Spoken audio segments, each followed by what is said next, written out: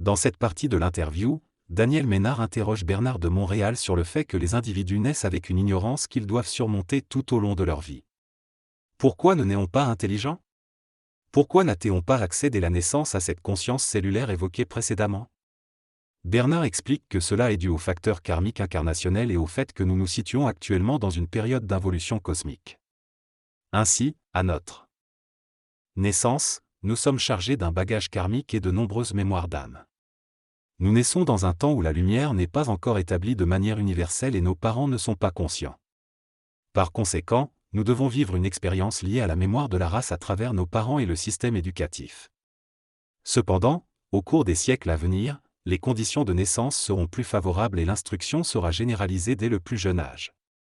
Mais en ce moment de l'histoire, l'humanité doit renverser les forces de l'astral, ce qui rend le timing inopportun pour des incarnations d'avant-garde.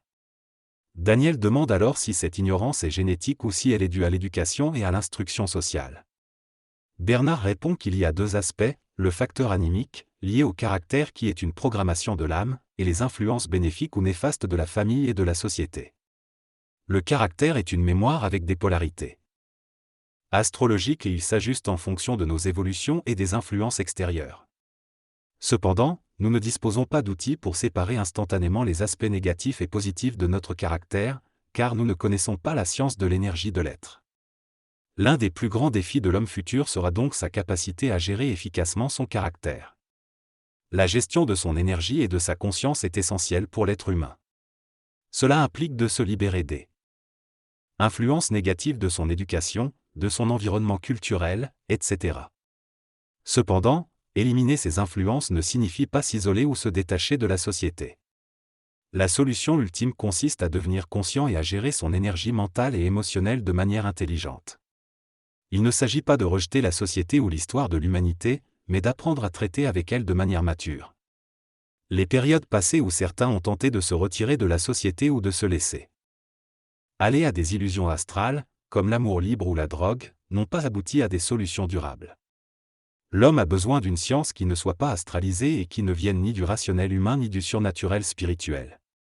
Cette science, appelée instruction, est créée en résonance avec l'homme dans la mesure où il est prêt à en supporter les conséquences et à entrer en résonance avec sa propre lumière universelle. Dans cette conversation, Bernard de Montréal aborde le concept de gestion d'énergie et son lien avec la croyance. Il explique que lorsque quelqu'un arrive à un point où il ne peut plus croire, cela a des effets physiologiques et psychiques. Cela permet à l'individu de développer des centres d'énergie plus puissants et de devenir capable d'utiliser la parole de manière plus consciente et maîtrisée. Il souligne que la parole n'est pas simplement un moyen de communication, mais un outil qui peut pénétrer et transformer la forme. Cependant, il précise que pour utiliser la parole de cette manière, il faut être capable de supporter les conséquences de ces paroles. Il souligne que la jazette, qui est une sorte de bavardage superficiel, est un système fini et ne permet pas d'apprendre. Il explique également que répéter ce qu'il dit sans le vivre personnellement ne constitue pas une bonne gestion de l'énergie, car cela ne vient pas de sa propre résonance. La parole est un processus psychologique mental inférieur lorsqu'elle est répétée de manière mécanique. Cependant, lorsqu'elle est redite avec des variantes dans un état de vibration, elle devient une parole créative et puissante. Il est important de comprendre que la parole est totalement vibratoire et qu'elle appartient à la structure psychique de l'homme. Pour que la parole se manifeste, il faut que l'ego se voie comme un canal plutôt que comme une personnalité. La parole est un outil pour gérer l'énergie et évaluer les conditions extérieures susceptibles d'influencer notre taux vibratoire. Par l'écoute mutuelle et la vibration de la parole, on peut accéder à des perceptions subtiles qui permettent de prendre des décisions en fonction de notre équilibre et de notre bien-être. La parole a une influence sur notre environnement, en fonction de la vibration qu'elle transmet et capte. Dans cet extrait, Bernard de Montréal explique que la parole a un impact en fonction de la valeur vibratoire émise par celui qui parle et de la réceptivité de ceux qui l'écoutent. Il prend l'exemple du système communiste en Russie, où la parole astralisée a été utilisée pour manipuler et endormir la conscience du peuple pendant des décennies. Il explique que si un individu conscient avait été présent à cette époque, il aurait dû prendre des décisions basées sur sa conscience, mais aurait été contraint de quitter le pays. La parole a donc le pouvoir de pénétrer les voiles de la conscience astrale et d'installer progressivement de la lumière. Deux individus capables de maîtriser Cette parole peuvent faire évoluer la science de la parole, étudier les mystères et dévoiler la science des lois de la conséquence. Ils ont la capacité de déchiffrer instantanément les valeurs de la lumière dans les différents systèmes d'énergie et d'investiguer sur leur propre plan de conscience. Dans cette conversation, l'orateur, Boulevard M, parle de la possibilité pour les êtres humains de développer une capacité de communication par télépathie en comprenant la nature de la conscience universelle. Elle explique que cette capacité ne se limite pas à l'échange entre deux personnes, mais a un impact sur le plan astral en influençant l'incarnation d'âmes plus évoluées dans l'humanité. BDM dit que cette connexion permettrait de modifier la programmation astrale, ce qui permettrait à l'humanité de voir naître des individus spectaculaires, créatifs et intelligents. Cependant, BDM souligne que cette science ne doit pas être utilisée avant d'avoir été assimilée, car cela pourrait conduire à une astralisation excessive. L'assimilation se fait à travers une compréhension vibratoire, qui inclut à la fois une compréhension structurelle directe et une compréhension instantanée basée sur la résonance mentale. Une fois cette assimilation réalisée, la communication télépathique peut se concrétiser pleinement. Dans cette conversation, il est question de la télépathie et de son application dans le monde matériel. Il est dit que la communication télépathique serait en voie d'achèvement, avec la création de réseaux invisibles. Lorsque deux êtres sont en résonance, leur compréhension s'achève dans le plan parallèle et se manifeste dans le monde matériel. Cependant, il faut au moins 21 ans d'assimilation avant de pouvoir commencer à appliquer cette science. Une organisation existe déjà en 1991, capable d'appliquer cette science, mais il faut encore du temps pour qu'elle soit prête à le faire pleinement. Cela dépend également de l'individu, qui peut mettre environ 7 ans à développer une conscience suffisamment avancée pour se sentir bien dans sa peau.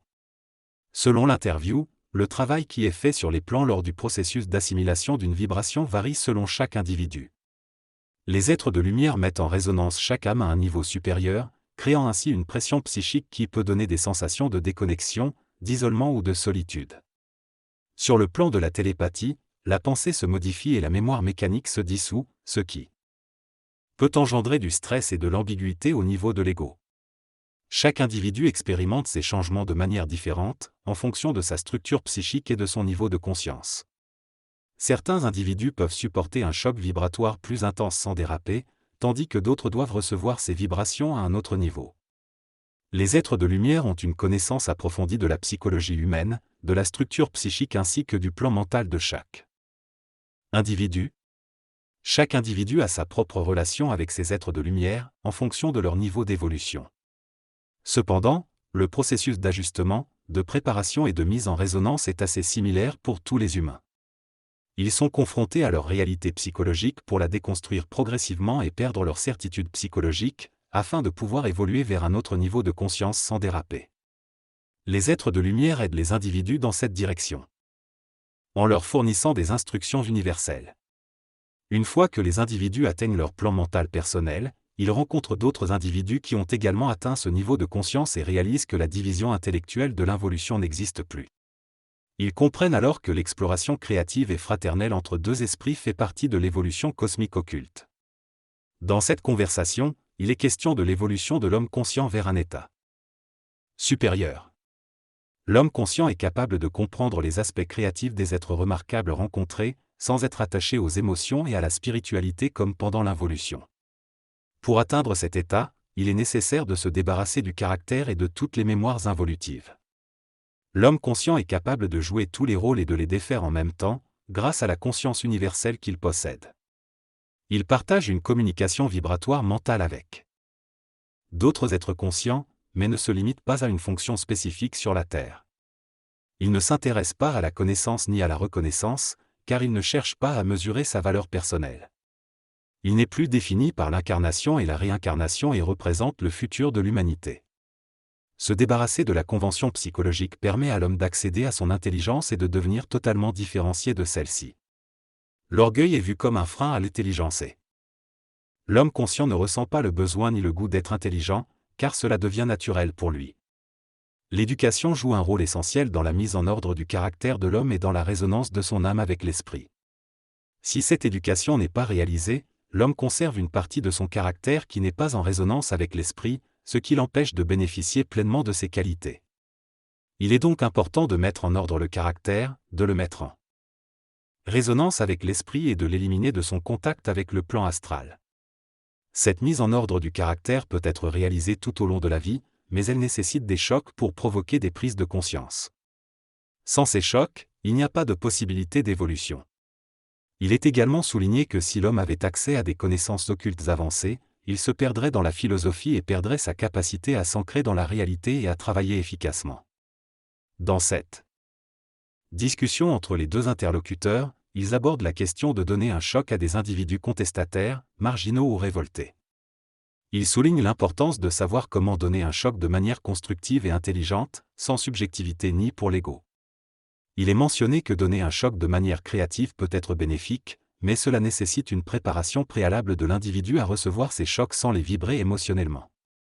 L'un des interlocuteurs affirme avoir donné des chocs à sa fille, mais en ayant préalablement établi une base de compréhension et de conscience pour qu'elle puisse absorber la vibration du choc sans être détruite. Cela montre l'importance de la préparation et de l'équilibre entre le plan matériel et l'invisible pour être conscient. La question est également posée de savoir si un individu orphelin peut recevoir des chocs d'ajustement d'un étranger, ou si cela doit être la vie elle-même qui lui donne des chocs. Il est mentionné que les étrangers font partie de la vie, et qu'un choc peut être un événement de la vie, comme un accident ou une perte d'emploi.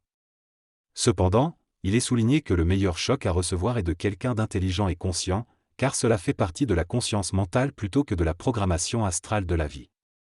Il est également abordé le fait qu'une personne peut recevoir un choc même si elle n'a pas confiance ou crédibilité envers la personne qui lui donne, mais elle ne comprendra pas le choc tant qu'il ne lui est pas expliqué. En revanche, si une personne respecte et connaît une personne qui lui donne un choc, en sachant qu'elle a un bel esprit et est en résonance ascendante, elle bénéficiera instantanément de cette personne. Enfin, il est conclu que la capacité d'absorber des chocs de manière équilibrée permet d'accéder à l'intelligence et de sortir de l'ignorance. Cela peut aider à entrer dans une certaine conscience et à se voir à travers les yeux de l'autre. Dans cette conversation, les interlocuteurs discutent du fait que donner un choc à quelqu'un peut retarder son évolution ou l'empêcher d'accéder à l'intelligence qui en découle. Ils soulignent que les personnes conscientes ont une responsabilité importante lorsqu'elles donnent des chocs vibratoires, car cela fait partie des lois de l'évolution. Cependant, ils insistent sur le fait qu'il est essentiel d'aimer la personne avec laquelle on travaille lorsqu'on lui donne un choc. Cela ne signifie pas forcément d'aimer avec les émotions, mais plutôt avec l'esprit. Ils mentionnent l'exemple de donner des critiques à quelqu'un qu'ils aiment, car cela montre leur amour et leur intelligence. Ils concluent en disant que chaque fois qu'ils donnent un choc à quelqu'un, cela peut être difficile mais cela montre leur affection.